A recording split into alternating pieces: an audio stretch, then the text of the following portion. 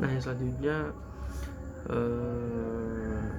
kita akan masuk dalam penggolongan atau pengelompokan hukum. Jadi hukum juga dikelompokkan dari beberapa.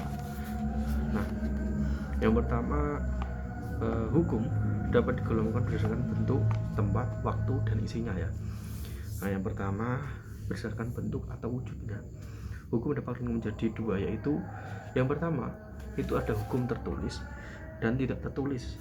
Nah, di sini di buku dijelaskan hukum yang tercantum dan dituliskan dalam berbagai bentuk peraturan negara itu hukum tertulis, contohnya kitab undang-undang seperti itu. Terus yang kedua tadi yaitu hukum tidak tertulis, hukum yang ada dan masih hidup serta tumbuh berkembang dalam suatu masyarakat tertentu. Misalnya adalah hukum adat dan kebiasaan. Adat dan kebiasaan di setiap masyarakat pasti kan berbeda-beda. Setiap suku memiliki peraturan adat yang berbeda, seperti itu ya.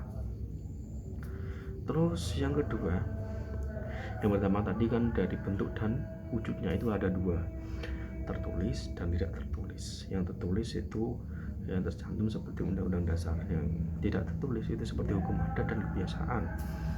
Nah, yang sekarang itu berdasarkan tempat, ruang, dan wilayahnya. Itu ada tiga di sini dijelaskan. Hukum nasional yaitu hukum yang berlaku di negara tertentu. Yang pertama hukum nasional. Yang kedua hukum internasional yaitu hukum yang berlaku di berbagai negara. Yang ketiga hukum asing yaitu hukum yang berlaku di negara lain.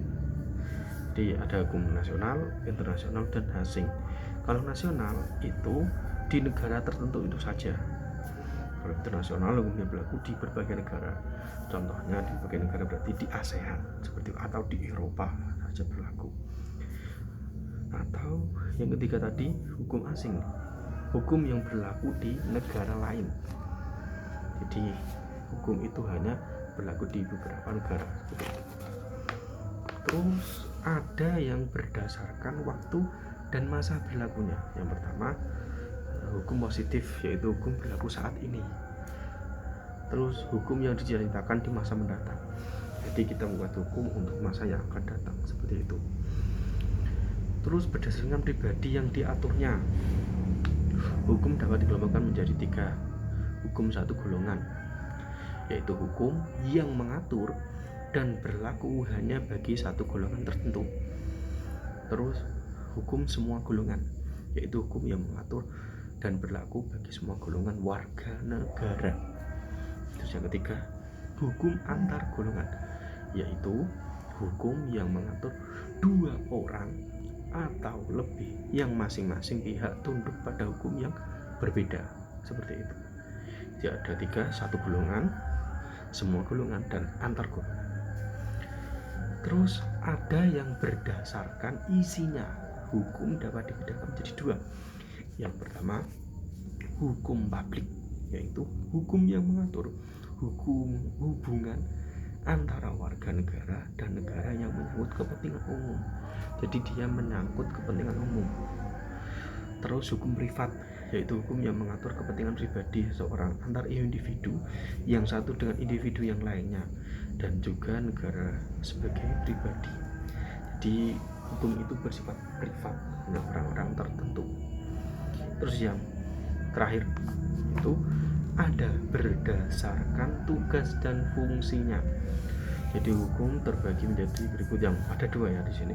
Yang pertama hukum material yaitu hukum yang berisi perintah dan larangan, terdapat di dalam kitab undang-undang pidana, perdata, dagang dan sebagainya, itu di kitab undang-undang. Yang kedua hukum formal yaitu hukum yang berisi tentang tata cara melaksanakan dan mempertahankan hukum material, terdapat dalam hukum acara pidana, hukum acara perdata dan sebagainya, itu berisi tentang tata cara. Jadi ada perintahnya dan juga tata caranya seperti apa. Jadi tadi ada 6. Jadi berdasarkan bentuk dan wujudnya, tempat dan ruang. Terus yang ketiga berdasarkan waktu. Terus yang keempat berdasarkan pribadi yang diaturnya. Yang kelima itu berdasarkan isinya. Yang keenam berdasarkan tugas dan fungsinya. Jadi hukum itu memiliki tugasnya masing-masing dan bentuknya masing-masing. golongannya pun berbeda-beda. Itu adalah hukum dari golongannya. Terima kasih.